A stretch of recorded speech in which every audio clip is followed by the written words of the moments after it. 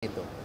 Ya, dan ini ya memang kalau membangun sepak bola ya tidak bisa setengah-setengah. Kalau mau full, habis-habisan, itu pun tidak menggaranti hasil yang baik.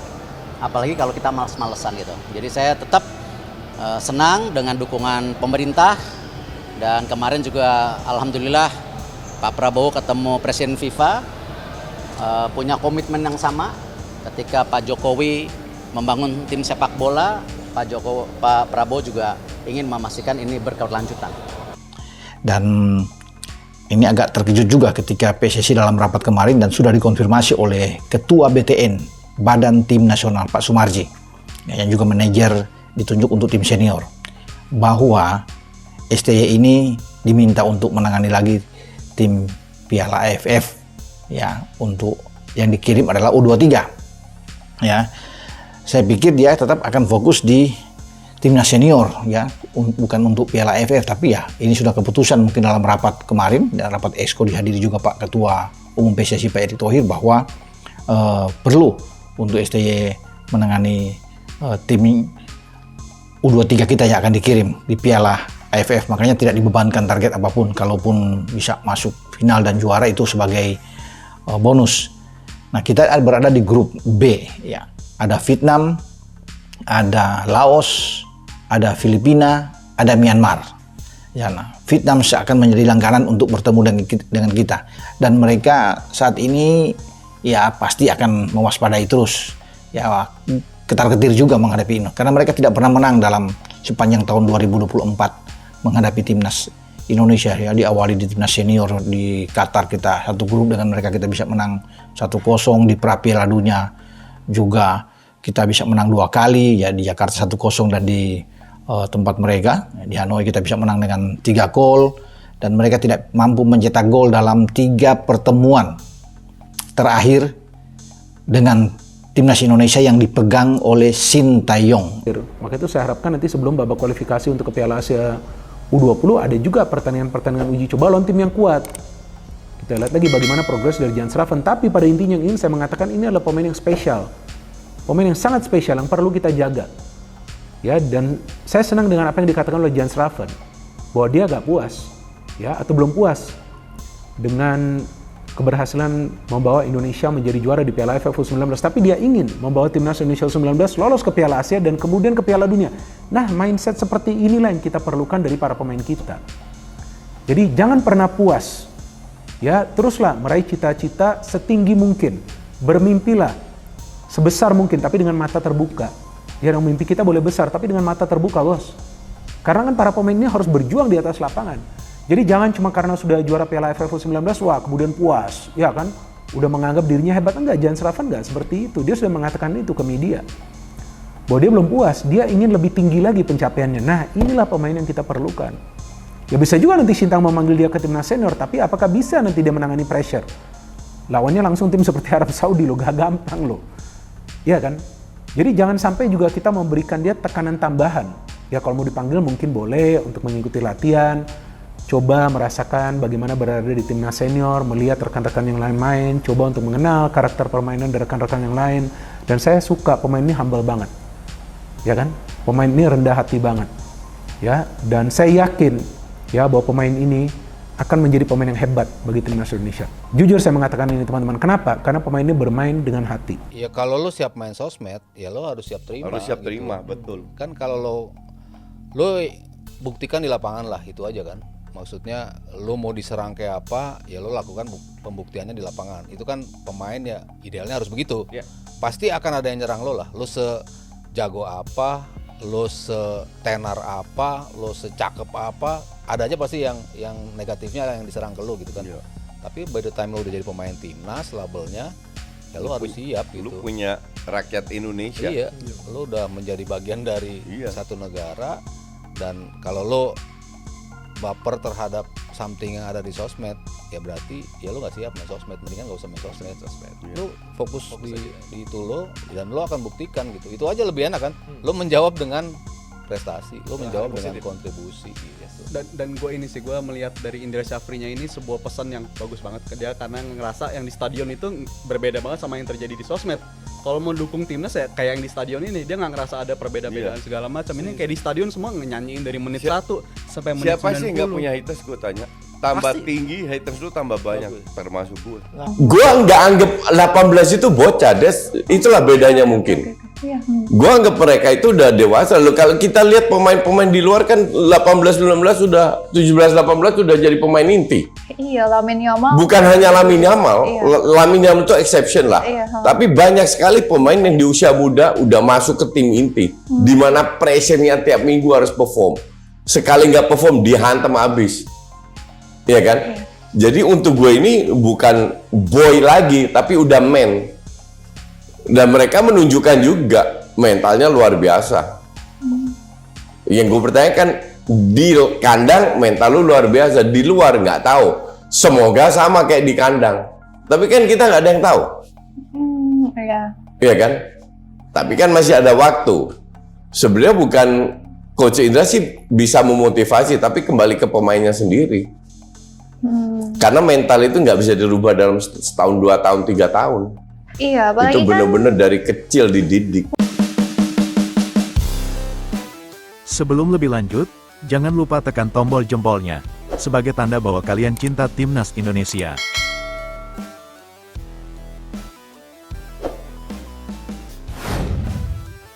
Media lokal Vietnam Soha kembali berulah lagi, sebelumnya sempat ketar-ketir, tapi kini malah sesumbar ingin balas dendam ke tim nasional sepak bola Indonesia.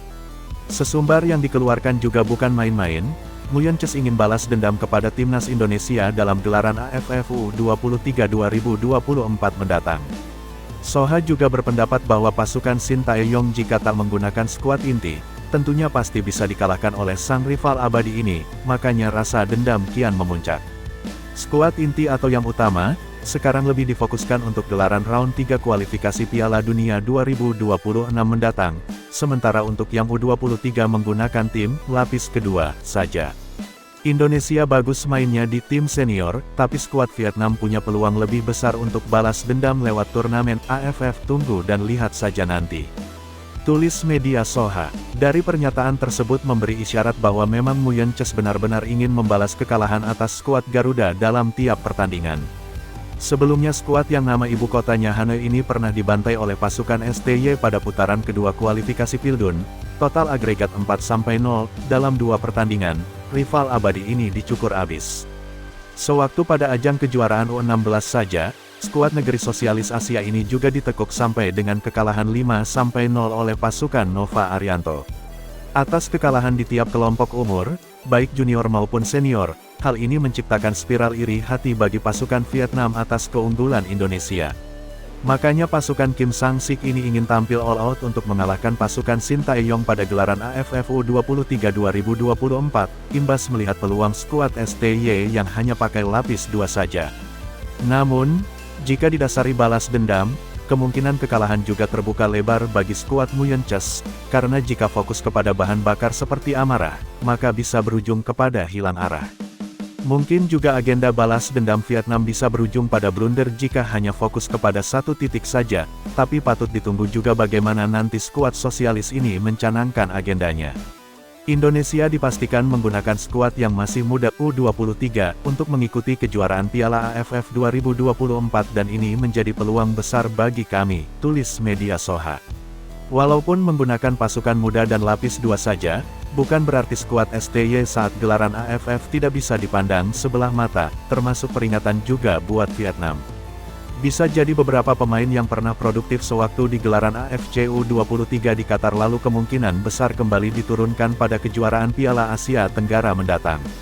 Nama-nama seperti Ramadan Sananta, Jim Kelly-Sroyer, Muhammad Ferrari, Komang Teguh, Arhan Fikri, Adi Satrio, DKK bisa kembali diturunkan buat melawan Nguyen Ches. Timnas Indonesia masuk ke dalam grup B di gelaran AFF U23 2024. Yang di dalamnya terdapat penghuni seperti Vietnam, Myanmar, Filipina, dan Laos. Berita selanjutnya. Dua pemain keturunan asal Depok dan Surabaya siap bela timnas Indonesia. Sintayong senang karena akan mendapatkan tambahan kekuatan untuk timnas Indonesia. Pasalnya, ada dua pemain keturunan yang bermain di era divisi Belanda mengaku siap membela timnas Indonesia. Sintayong tentunya memang masih membutuhkan beberapa pemain baru untuk memperkuat skuadnya untuk menghadapi laga-laga kualifikasi Piala Dunia 2026 round 3. Banyak nama pemain keturunan yang sudah menjadi incaran Sintayong dan PSSI. Ada nama Kevin Dix, Ole Romeni dan lain sebagainya. Namun sampai saat ini, belum ada satupun pemain incaran Sintayong yang sudah resmi menjadi pemain timnas Indonesia. Tentunya, PSSI tidak boleh berhenti ke nama-nama seperti Ole Romeni dan Kevin Dix saja. Pasalnya, masih banyak pemain keturunan yang sudah bersedia bermain untuk timnas Indonesia. Sudah ada dua nama pemain keturunan yang bermain di era divisi yang secara terang-terangan ingin bermain untuk timnas Indonesia.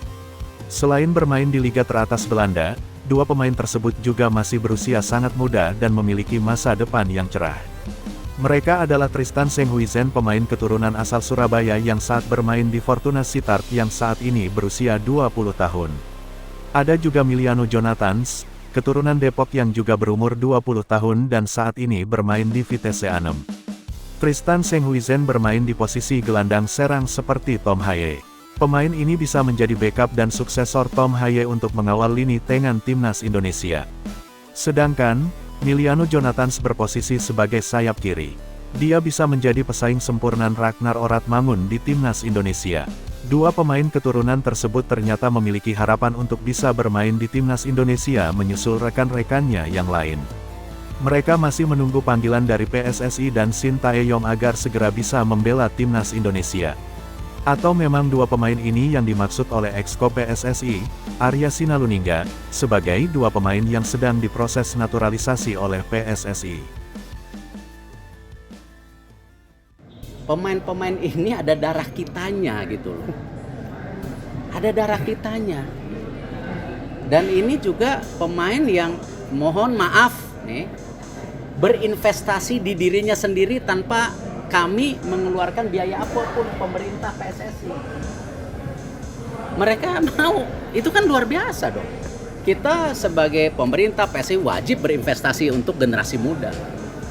Ini investasi sendiri, pengen memperkuat Indonesia. Terharu nggak? Saya mah luar biasa. Seperti nanti malam saya akan makan malam lagi habis ini dengan Martin Paes, jauh-jauh dari Dallas, dari Amerika, ya, kiper utama FC Dallas, ya. Ketika dia ketemu neneknya, orang tuanya untuk pamitan memperkuat tim Indonesia, nangis keluarganya. Tapi oke, kita harus hadapi semua itu, ya, tidak perlu gentar. Harus fokus, tapi yang paling pasti kita butuh Martin Paes, ya, karena posisi penjaga gawang ini yang dianggap masih salah satu titik kelemahan kita, di samping tentunya lini serang timnas. Tapi kalau Paes sudah benar-benar ini gol di FIFA dan diizinkan, teman-teman, ini suatu hal yang sangat baik. Bagaimana perjuangan, pergerakan dari PSSI tentunya, tim yang berangkat ke sana untuk bisa mengurus ini, perlu untuk diberikan apresiasi, acungan jempol. Makanya apa yang dikatakan oleh Pak Sekjen ini kita akan tunggu bersama, ya. Semoga ini akan baik-baik saja dan kita lega setelah ada sidang di FIFA tanggal 15 Agustus dan kemudian diumumkan pada tanggal 18 Agustus yang akan datang tentang nasib Paes. Tapi tidak akan berhenti di sana. Sekali lagi, ketika ini dianggap sulit, misalnya tidak gol, langsung ke cas. Itu mungkin prosedurnya akan jalan. Tapi sekali lagi, semoga harapan kita semua FIFA mengabulkan ini, ya, untuk bisa Paes bermain bersama dengan kita, karena sudah terlalu lama orang menunggu, netizen menunggu tentang Martin Paes untuk bersama dengan tim nasional kita. Ketika dia ada di bawah Mistar, maka ada rasa aman di sektor belakang, ya, karena dengan berdirinya Martin Paes, ini kiper FC Dallas yang oke punya, tentunya juga bagi pemain belakang, bagi Jai Itzes, bagi Rizky Ridho, ini akan jauh lebih tenang. Tapi pada intinya, ya, pemain-pemain seperti inilah yang perlu kita memberikan apresiasi karena dia setia memilih Indonesia. Artinya pemain ini memang menikmati waktunya untuk bermain bagi timnas Indonesia, dan juga saya tahu teman-teman juga memberikan dia support yang luar biasa. Dan juga saya membaca ada beberapa komentar dari teman-teman di akun Instagramnya agar dia memilih Indonesia. Ya, memang biasa itu kalian lakukan, tapi ya gak perlu ragu lagi. Ya, bahwa dia memang menikmati waktunya pada saat bermain bagi timnas Indonesia U16, apalagi kan pada saat itu dia bermain kan stadion tuh sampai full, ya kan? Ya, kalau di luar negeri di level U16 atau juga U19 mana ada stadion akan full, ya kan? Kecuali yang mainnya udah di Piala Dunia kan, di Piala Dunia U17 atau juga di Piala Dunia U20, itu pun pada saat sudah memasuki babak gugur gitu. Mungkin di pertandingan semifinal atau juga tentunya final. Jadi ya pemain seperti Matt Baker ini yang perlu kita cari lagi. Bukan saja di level U16, kalau nanti ada timnas level U14, jika nanti FIFA memutuskan untuk membuat juga turnamen untuk level U14, cari lagi pemain-pemain keturunan Indonesia. Kan kita punya banyak, dan ini juga bukan pemain yang berasal dari Belanda. Ya kan? Dia lahir dan besar di Australia. Yang kita tahu, ya mirip juga seperti Eropa. Ya kan, postur para pemain Australia juga tinggi besar kan. Jadi ya inilah keuntungan bagi Indonesia pada saat memang Indonesia punya banyak sekali pemain-pemain keturunan yang bermain di luar negeri. Nah, kita perlu manfaatkan juga dong. Ya, jadi gak salah juga negara-negara tetangga kita mulai iri juga. Kok Indonesia sekarang semakin kuat? Jelas dong. Ya kan, kita punya banyak pemain yang berbakat. Kalau U16 ya lihat aja Coach Nova latihannya kayak apa. Keras, which is good.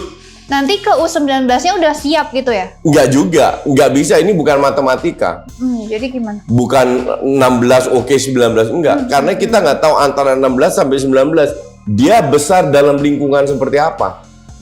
Iya sih, nggak selalu di dalam latihan. Dan nggak selalu di bawah pelatih yang sekeras Nova. Iya. Gue setuju yang dilakukan Coach Nova itu, gue dukung 1000%. Dari seumur segini harus keras. Karena pada saat lu pakai jersey merah putih, lu harus siap menghadapi 285 juta rakyat Indonesia. Iya betul. Iya kan? 16, 14, I don't care mau berapa. Lu harus siap dan itu dilakukan oleh Coach Nova untuk mempersiapkan. Apakah di usia 19 atau 17-18 nanti mereka sudah mateng, ya belum tentu. Karena setiap pemain beda. Iya. Kita nggak tahu dia di-treat di rumah di mana, di klubnya gimana, sama pelatih lainnya gimana, kan nggak tahu. Keren, Well. Ada seorang STY, ya sebenarnya nggak bisa di head to head juga secara umum ya. Ada seorang Indra Sapri. Jadi dibandingin 2022 kelompok umur. Kalau 2022 head to head itu sama dong apple to apple-nya. U19 AFF. Ini kan gagal ke semifinal. Yang dramanya waktu itu mau keluar di AFF, inget nggak? Iya, ngerti. Gara-gara gagal ke semifinal, STY generasi itu mau keluar dari AFF dramanya. Iya, itu kan apalah gamifikasi di sekarang kalau udah ke final lupa, mau keluar dari AFF-nya lupa ya. Yang kemudian dari situ buruknya netizen itu kan kemudian muncul apa? Piala Ciki gitu kan. Iya, ada yang bilang dari situ kan. Jadi mengabaikan itu. Bung Tris nggak pernah bilang Piala Ciki waktu sejak siaran. Bukan Bung Tris itu. Well, enggak. Saya nggak pengen merendahkan apapun gitu. Sebelum lebih lanjut, jangan lupa tekan tombol jempolnya, sebagai tanda bahwa kalian cinta Timnas Indonesia.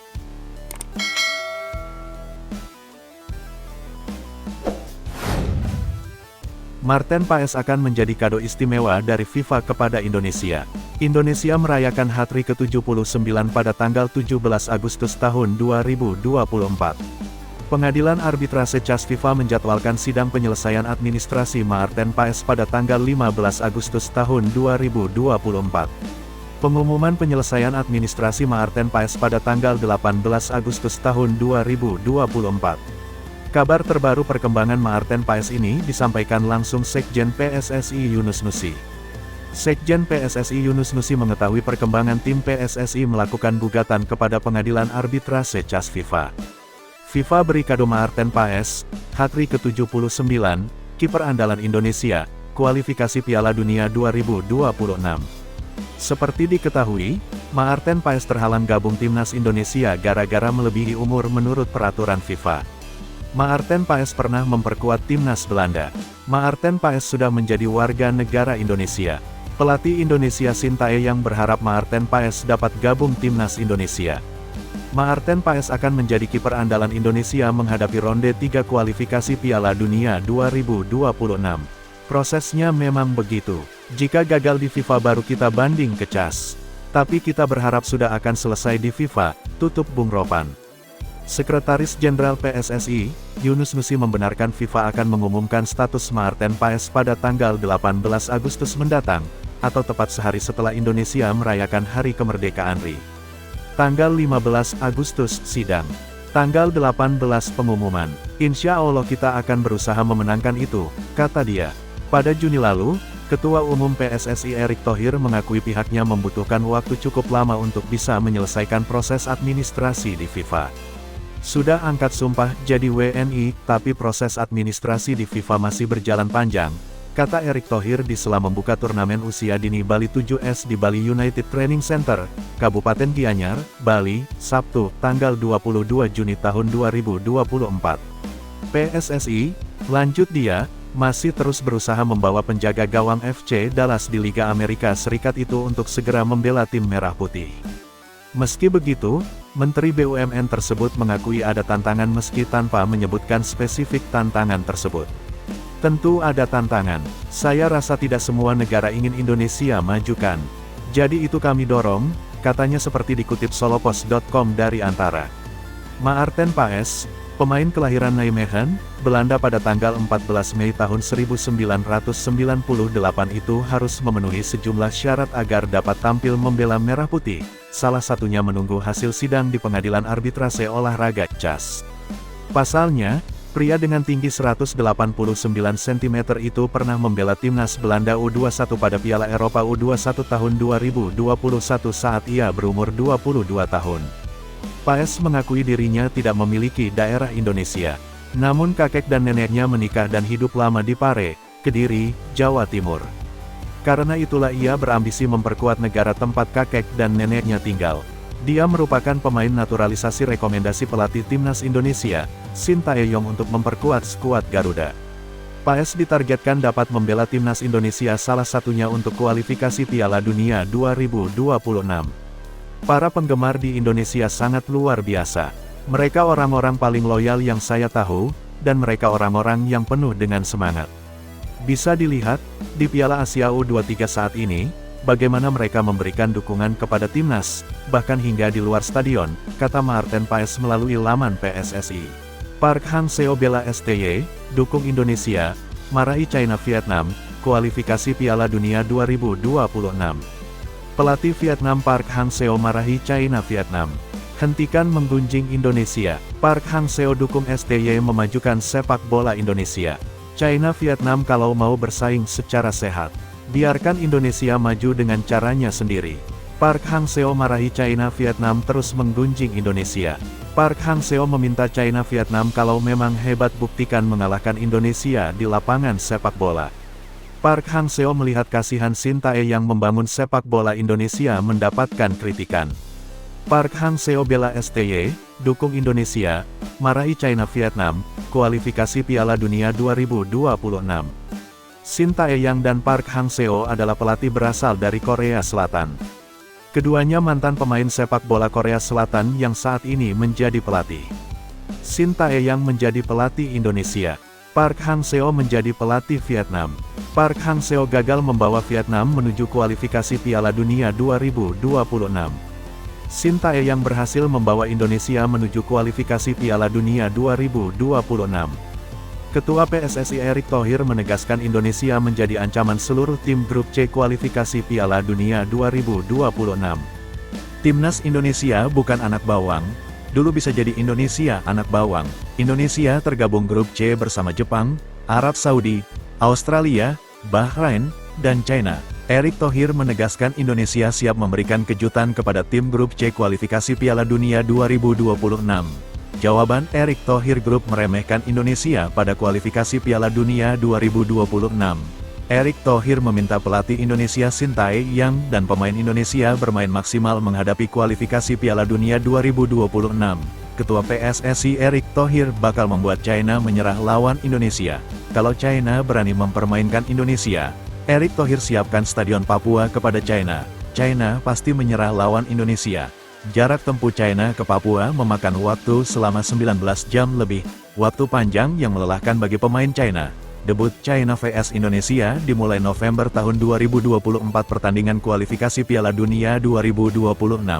China sudah mengumumkan Stadion Qingdao jadi tempat pertandingan Indonesia vs China. Indonesia harus menempuh perjalanan 30 jam di udara menuju Qingdao. Siasat China agar pemain Indonesia kelelahan di perjalanan. China menyerah lawan Indonesia. Erick Thohir siapkan Stadion Papua. Kualifikasi Piala Dunia 2026. Penggemar sepak bola Indonesia mengusulkan kepada Erick Thohir cari stadion lebih jauh lagi.